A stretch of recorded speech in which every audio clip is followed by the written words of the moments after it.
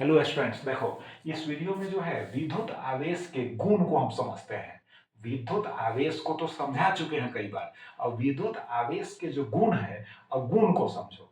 तो number one में क्या है, विद्युत आवेश की योज्यता है। योज्यता का मतलब जोड़ना, ठीक। तो बीज गणित के नियमों के द्वारा ही हम आवेशों को जोड़ते हैं, याद रखना। बीज गणित के नियमों के द्वारा ही हम आवेशों को जोड़ते हैं। अब सुनो, यदि किसी निकाय के विभिन्न भागों में अगर कोई पिंड बड़ा है और उसके अलग अलग हिस्सों में अलग अलग आवेश है, अब कहीं धनात्मक है कहीं ऋणात्मक है, अब हमको कहे कि उस निकाय का कुल आवेश ज्ञात करो, तो हम लोग बीज गणित के नियम के द्वारा ही जोड़ेंगे। अब देखो, मान लिया कि किसी निकाय के अलग अलग भागों में, है ना, +4 माइक्रोकूलम, +3 माइक्रोकूलम एवं -2 माइक्रोकूलम आवेश स्थित है। तो अब निकाय का कुल आवेश कहेगा तो आवेश को हम कैपिटल लेटर लिख सकते हैं क्यू से या स्मॉल लेटर लिख सकते हैं क्यू से। कैपिटल क्यू हो या स्मॉल क्यू हो, आवेश ही ना होगा यार। तो क्यू बराबर +4 माइक्रोकूलम, +3 माइक्रोकूलम, -2 माइक्रोकूलम। तो देखो 4 और 3 7, 7 में से 2 घटा दो तो 5, तो +5 माइक्रोकूलम आवेश प्राप्त हो गया निकाय का। क्लियर।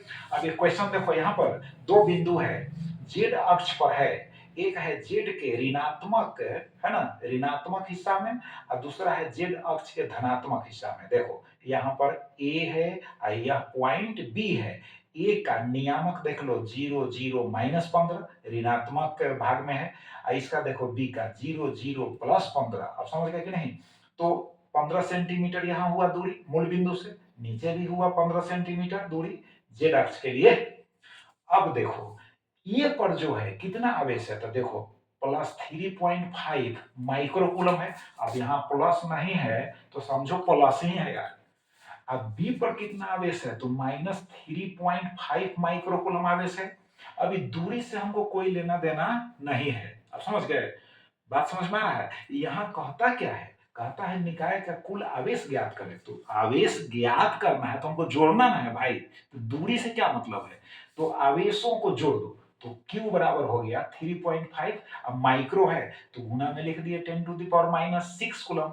अब फिर यहाँ निगेटिव है, ऋणात्मक है, तो माइनस लिखना होगा। 3.5 इंटू 10⁻⁻6 कूलम, दोनों कट गया यानी घट गया। तो क्या मिला, कुछ नहीं मिला, तो जीरो हो गया कि नहीं। तो निकाय का कुल आवेश हो गया 0।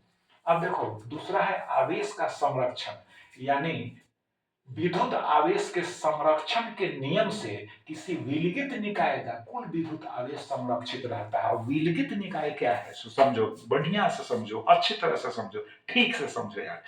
जैसे किसी परिवार में दो भाई हैं, दोनों काम कर रहे हैं, दोनों पैसा कमा रहे हैं, बात समझ गए। अगर तीसरा कोई व्यक्ति जो है समाज का दोनों को अलग नहीं कर पाता है, सिखाकर समझाकर दोनों को अलग नहीं कर पाता है, तो इसका मतलब है कि तीसरे आदमी का उस परिवार पर कोई प्रभाव नहीं पड़ा। बात समझ में आया ना, दोनों साथ ही साथ रह रहे हैं, है ना। तो उस तरह के परिवार को हम समझाने के लिए कह रहे हैं विलगित परिवार। क्या कहेंगे, बोलो, विलगित परिवार। उसी तरह से यहाँ पर एक ऐसा निकाय है जो दो वस्तुओं से मिलकर बना है। बात समझ गए, दो वस्तुओं से मिलकर बना है। तो अगर हम उन दोनों को नहीं रगड़ते हैं, तो नहीं रगड़ने के पहले, यानी नहीं रगड़ने के पहले, बात समझ में आ रहा है ना, दोनों का जो आवेश होगा अलग अलग शून्य होगा, शून्य होगा। बात समझ गए। अब नहीं रगड़ने के पहले अगर हम निकाय का कुल आवेश निकाले तो शून्य जोड़ शून्य यानी 0, अब प्लस हो गया 0 तो 0 हो जाएगा। बात समझ में आ रही कि नहीं। और रगड़ने के बाद देखो दोनों जो वस्तुएं हैं आवेशित हो जाएंगी। एक में से कुछ इलेक्ट्रॉन्स निकल कर दूसरी वस्तु पर, है ना, चले जाएंगे। तो इसका मतलब जिससे इलेक्ट्रॉन्स निकलेंगे वह वस्तु धन आवेशित हो जाएगी, और जिस पर इलेक्ट्रॉन्स पहुंचेंगे वह वस्तु ऋण आवेशित हो जाएगी। तो जितना धन आवेश उत्पन्न होगा उतना ही ऋण आवेश उत्पन्न होगा। तो फिर हम जोड़ेंगे तो फिर तो शून्य होगा। तो रगड़ने के बाद भी शून्य ही हो रहा है कुल आवेश। तो अब स्पष्ट हो गया कि निकाय का कुल आवेश संरक्षित है। क्लियर हो गया कि नहीं। तो वही चीज यहाँ पर समझा दी है। अब देखो एक दूसरा एग्जांपल भी है यहाँ दिए हैं, ये तो हो गया जो रगड़ने वाला है, जैसे कांच की छड़ को सील के कपड़े से हम रगड़ते हैं, पहले भी समझाए हैं, है ना, इस एग्जाम्पल को, इस उदाहरण को। आज भी वही उदाहरण हम समझाए हैं। एक दूसरा उदाहरण समझा दिए हैं, देखो जब 92U238 इस परमाणु से, यूरेनियम का परमाणु है, यूरेनियम के समस्थानिक होते हैं, बात समझ में आ रहा है? समस्थानिक का मतलब समझ लो, केमिस्ट्री में पढ़ा भी होगा 9th या 10th क्लास में, या 11th में पढ़ा होगा। समस्थानिक का मतलब है कि वैसे परमाणु, बात समझ गए, वैसे परमाणु जिनके परमाणु संख्या समान हो बट द्रव्यमान संख्या अलग अलग हो। परमाणु संख्या समान का मतलब प्रोटॉन की संख्या दोनों परमाणु में समान हो, और जब प्रोटॉन की संख्या समान हो इसका मतलब समझ लो कि इलेक्ट्रॉन की संख्या भी दोनों में समान ही होगा। क्लियर हो गया? क्योंकि प्रोटॉन की संख्या बराबर होता है इलेक्ट्रॉन की संख्या, इसी को तो परमाणु संख्या कहते हैं।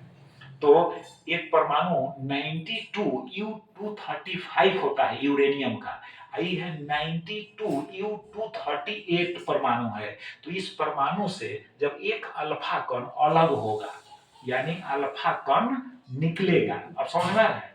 तो निकलेगा तो देखो कि कुल आवेश संरक्षित रहता है कि नहीं निकलने पर। तो देखो एक अल्फा कण निकला तो मिला क्या, थोरियम मिला, यूरेनियम से एक अल्फा कण अलग हुआ तब परमाणु बदल गया, तो परमाणु, नया परमाणु का नाम क्या हो गया, थोरियम। अब देखो यहाँ जब नहीं निकला था तब जो है अल्फा कण क्षय होने के पहले, क्षय होने का मतलब निकलना ही समझो इसको, यानी अल्फा कण का निकलना, समझ गए, इसी को क्षय होना समझते हैं। तो अल्फा कण यहाँ मिट गया है, तो अल्फा कण क्षय होने के पहले कुल आवेश कितना है, देखो 92 है। अरे नीचे ही वाला ना आवेश को सूचित करेगा, तो 92 है। और अल्फा कण क्षय होने के बाद तो 90 अब प्लस यहाँ 2, तो कितना हो जाएगा, 90 प्लस 2 92, 90 अब प्लस 2 तो फिर 92 हो गया। इसका मतलब है कि कुल आवेश संरक्षित है। क्लियर हो गया? तो यहाँ पर दो गुण हम समझा दिए हैं इस वीडियो में, और तीसरा जो गुण है फिर नेक्स्ट वीडियो में हम समझाएंगे। तो इन दोनों को अभ्यास करो। बहुत बहुत धन्यवाद।